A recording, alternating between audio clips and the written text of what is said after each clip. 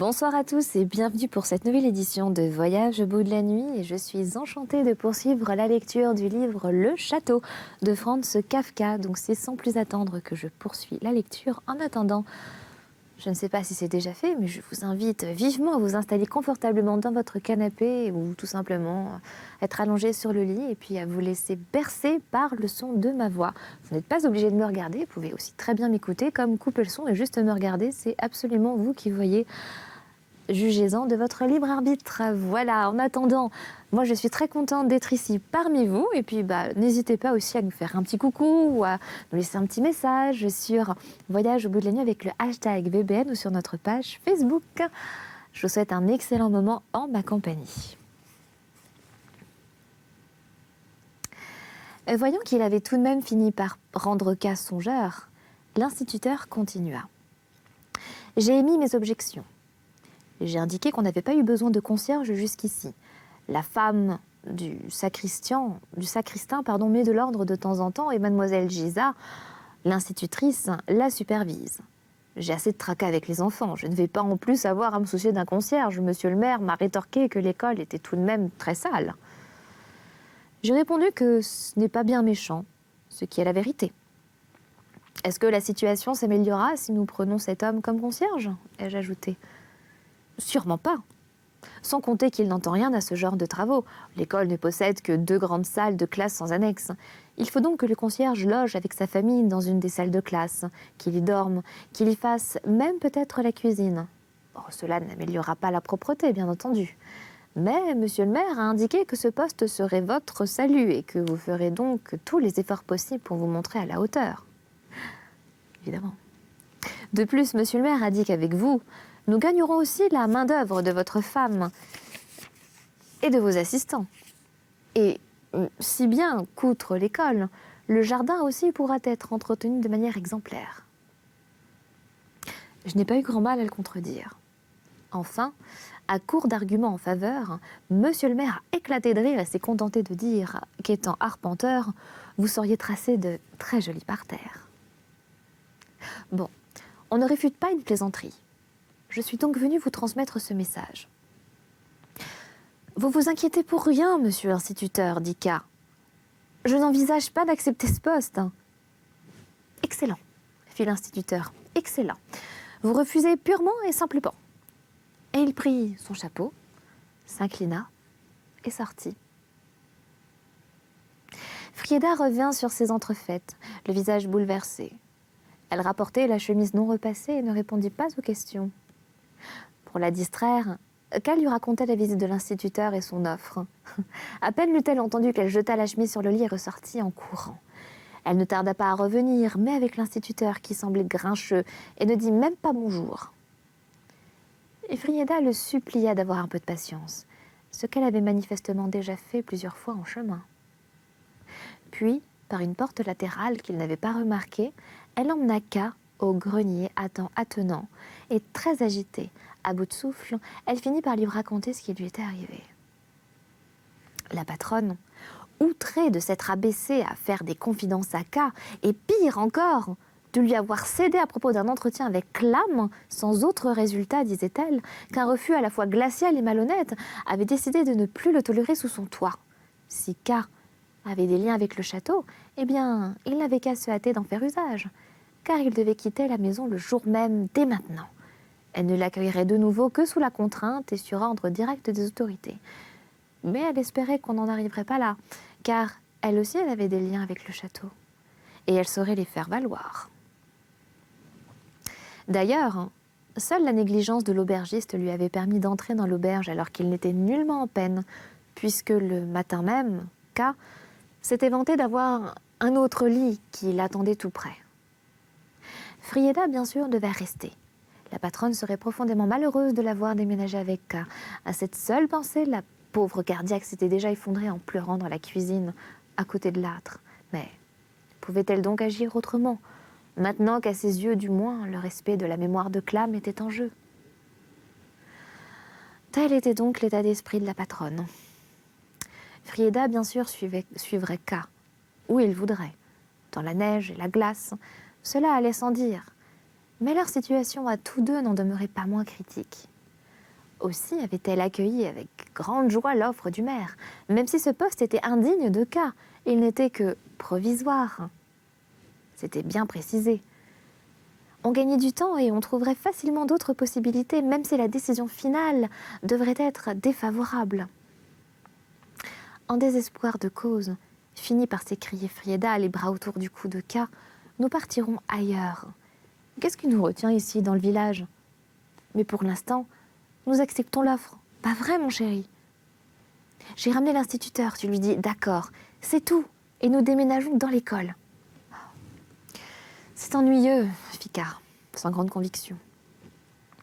Car la question du logement ne le préoccupait guère, et de plus il était frigorifié en sous-vêtements au milieu de ce grenier traversé par un méchant courant d'air froid, car il n'y avait ni être, ni fenêtre, ni mur sur deux côtés.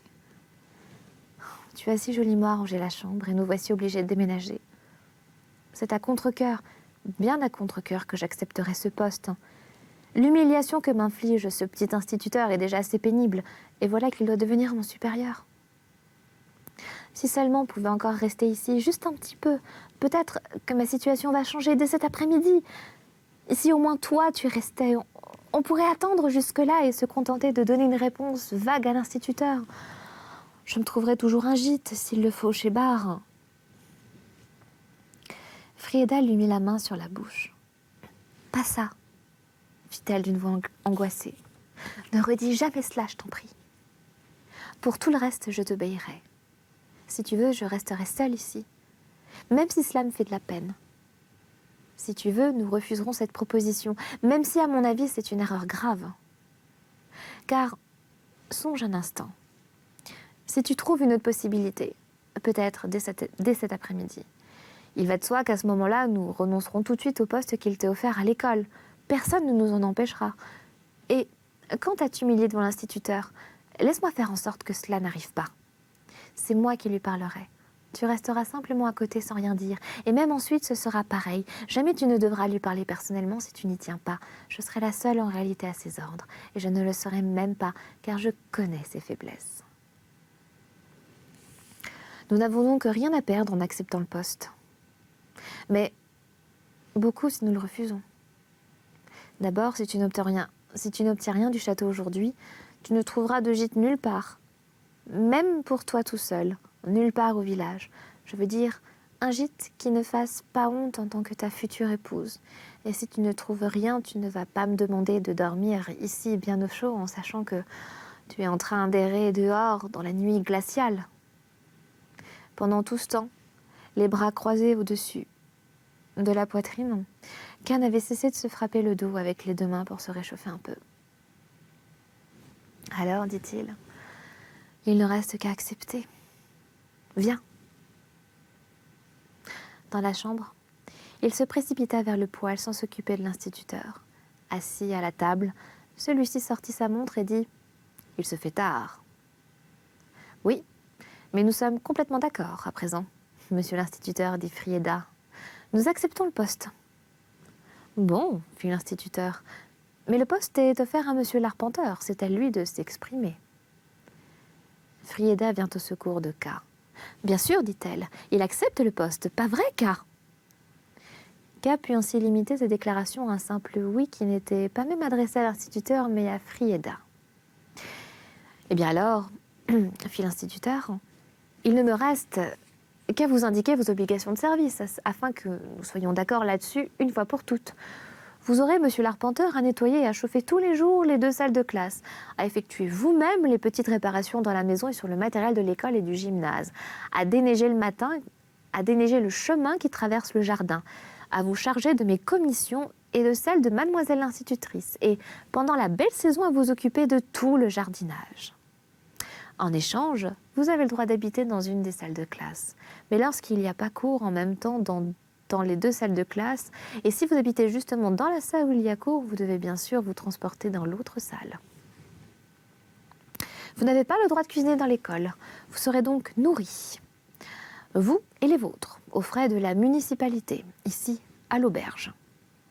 Quand votre conduite doit tenir compte de la dignité de l'école, et que les enfants particulièrement et surtout pendant la classe ne doivent jamais être témoins de scènes domestiques déplaisantes, Je n'y insiste pas, car vous êtes un homme cultivé, vous le savez certainement. À ce propos, j'ajoute que nous devons insister pour que vous légitimiez dès que possible vos relations avec mademoiselle Frieda. Toutes ces clauses et 2 ou 3 autres petits détails seront stipulés dans un contrat de travail que vous devrez signer dès votre emménagement. Qu'à juger tout cela sans importance, comme si cela ne le concernait pas, ou du moins ne l'engageait à rien. Seuls les grands airs de l'instituteur l'énervaient, et il dit sans réfléchir « Bah, ce sont les obligations habituelles ».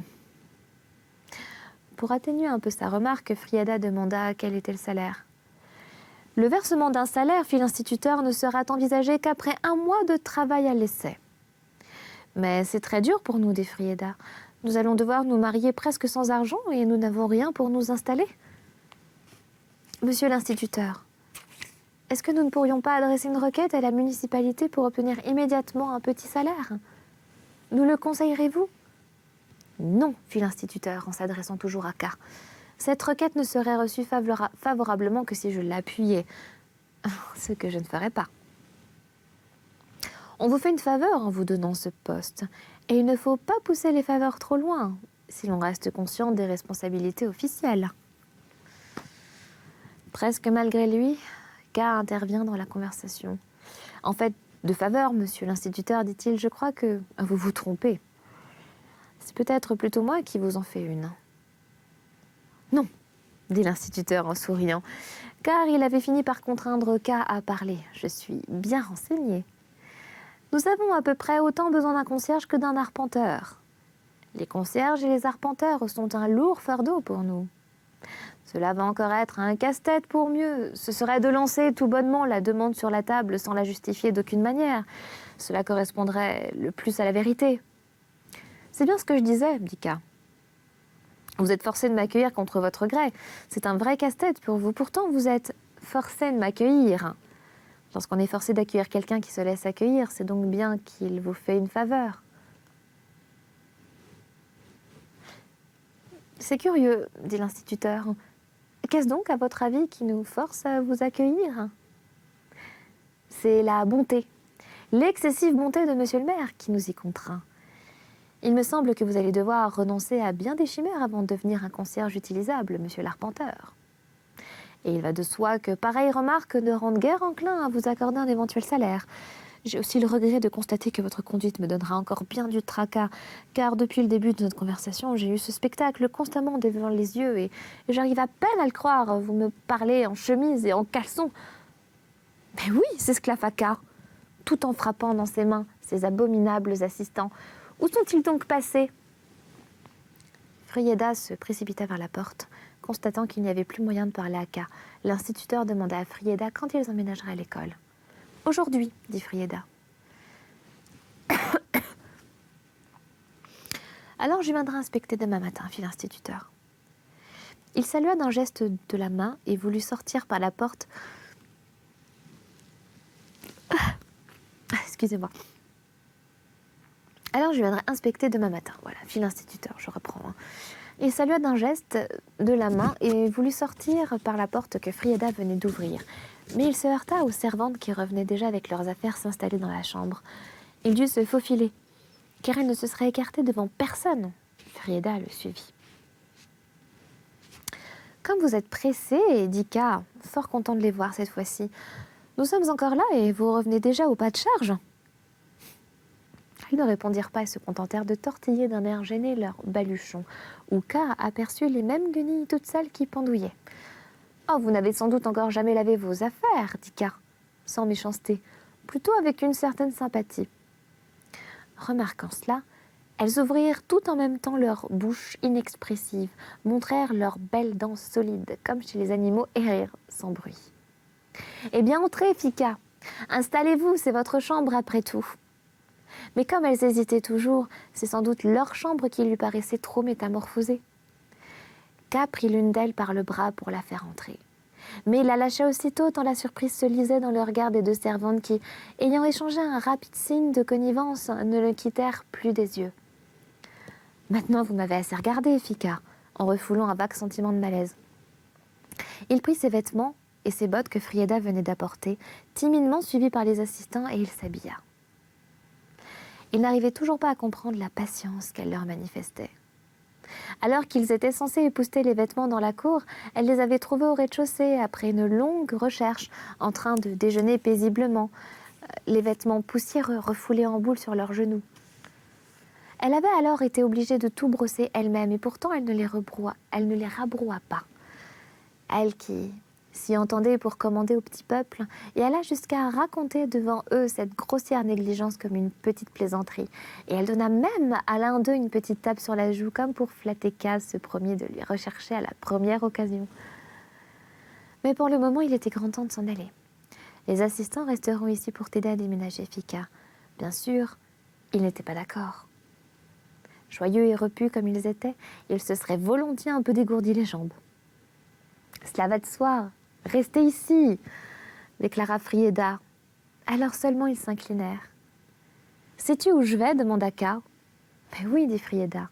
« Tu ne me retiens donc plus » demanda Ka. « Tu vas rencontrer tant d'obstacles » fit-elle. « Qu'importe mes paroles !» Elle lui fit un baiser d'adieu, lui donna un petit paquet avec du pain et du saucisson qu'elle avait été chercher en bas, car il n'avait pas déjeuné. Lui rappela de ne pas revenir, lui rappela de ne pas revenir ici, mais de la rejoindre aussitôt à l'école, et, la main sur son épaule, elle l'accompagna jusqu'à la porte. Chapitre 8. En attendant, Clam. Ka fut d'abord heureux d'avoir échappé aux servantes et aux assistants qui se bousculaient dans cette chambre surchauffée. En outre, il gelait un peu. La neige était plus dure, on marchait plus facilement. Mais il commençait à faire sombre et il pressa le pas. Le château dont les contours commençaient à s'estomper était silencieux.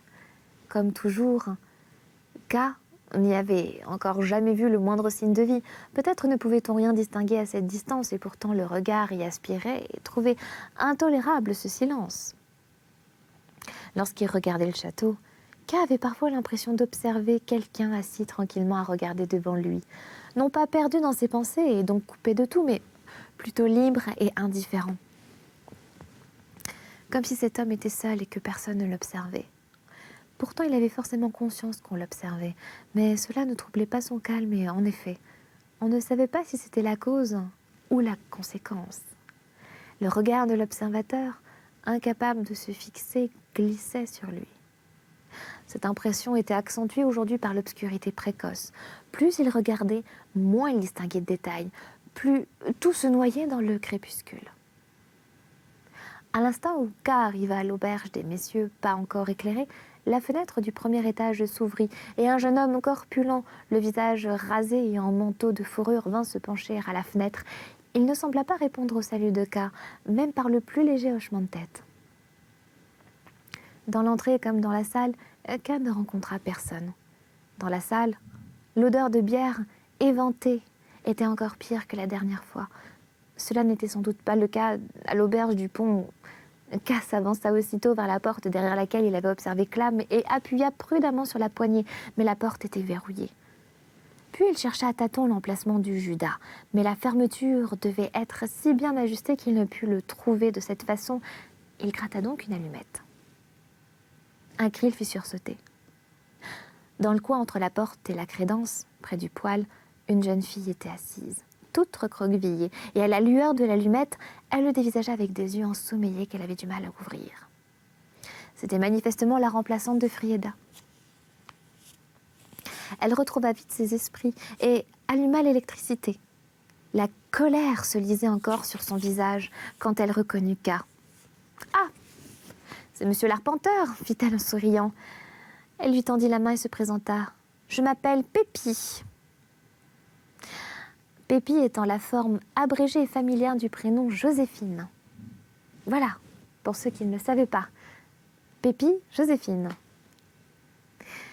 Pépi était petite, rubiconde, pleine de santé. Ses opulents cheveux d'un blond roux étaient rassemblés en une forte natte, tout en bouclant autour de son visage. Elle portait une robe toute droite en taffetas gris, fort peu saillante pour elle, et dont le bas était noué avec une maladresse enfantine par un ruban de soie terminé par un nœud qui entravait ses mouvements. Elle demanda des nouvelles de Frieda, et si elle n'allait pas revenir bientôt, cette question frôlait la méchanceté. « J'ai été appelée ici en urgence aussitôt après le départ de Frida, reprit-elle, car on ne peut pas confier ce poste à n'importe qui. J'étais femme de chambre jusque-là, mais je n'ai pas gagné au change. Ici, il y a beaucoup de travail le soir et la nuit. C'est très fatigant. Je vais avoir du mal à tenir le coup. Ça ne m'étonne pas que Frieda ait abandonné. » Frieda se plaisait beaucoup ici, dit K, pour lui faire saisir une bonne fois ce qui l'indistinguait de Frida et qu'elle négligeait. Ne le croyez pas, dit Pépi.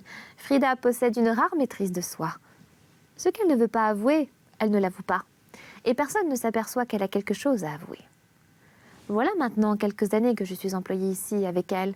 Nous avons toujours couché dans le même lit, mais je ne suis pas intime avec elle. Et elle ne pense sûrement plus à moi aujourd'hui. La vieille patronne de l'auberge du Pont est peut-être sa seule amie. Ça en dit long. Frieda est ma fiancée, dit K, en cherchant toujours le Judas sur la porte. Je sais, fit Pépi. C'est bien pourquoi je vous en parle. Autrement, ça n'aurait aucune importance pour vous. Je comprends, dit K. Vous voulez dire que je peux être fière d'avoir conquis une jeune fille aussi réservée? Oui, dit-elle en riant d'un air satisfait, comme si elle avait trouvé avec K un terrain d'entente secret au sujet de Frieda. En fait, ce n'étaient pas les propos de Prépi qui intéressaient K et le distrayaient un peu de sa recherche, mais plutôt son allure et sa présence en ces lieux. Certes, elle était beaucoup plus jeune que Frieda. C'était presque encore une enfant et son accoutrement était ridicule. Sa tenue reflétait manifestement l'importance excessive qu'elle attribuait à une serveuse de bar.